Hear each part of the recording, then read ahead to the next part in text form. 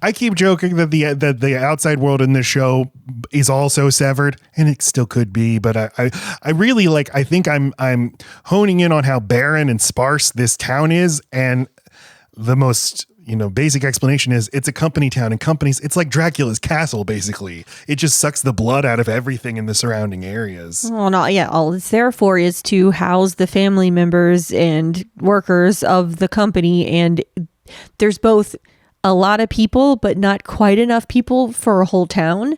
So yeah, this just eerie ghost town feeling, you can feel it two ways. It just keeps reminding me of The Sims in a bunch of different ways, and how there's just enough iconography, some much too literal names for things, too much similarity across buildings and people and cars in a way that's hard to put your finger on.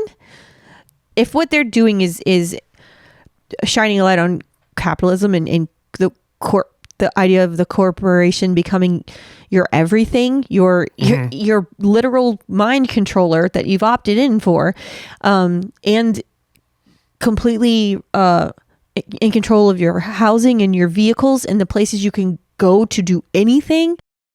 That is what a company town is, and it feels like, oh, what a perk. And I can see to a certain person, well, this is nice. We don't have to think about where the kids are going to go to school, and I'll have a car, and there's housing. And in a way, it's like we're not competing with each other. Everything looks the same, but it's once you're doing it, it's like wearing a school uniform in every aspect of your life. And then all these things are being chosen for you. You have absolutely no control over it. You don't even have to work for the company for your life to be totally dictated by it. And this is how all these company towns operate. They hand over, first they bid for them. Hey, no taxes at all, no regulations. We'll do anything you want. Then they get them. And then again, these people just run the town. And that's basically the world. The world is a company town. The companies are in charge. And you think about the different places we've been able to see so far, and I mean, Pips keeps coming back, the diner.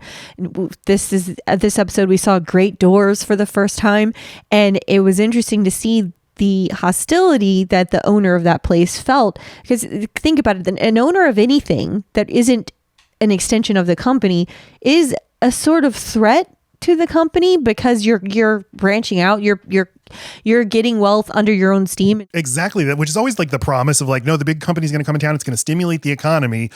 It sucks up everything. They're mad at him. That's why I said I just watched Nosferatu, and suddenly I'm looking at the Lumon Building like, oh, it's Dracula's castle. It's okay. Everything is close to it. All the people around it fear it. They're like, hey, don't say the name. But it's literally just sucking the blood out of everything that surrounds it. Also, it turns it this pale color.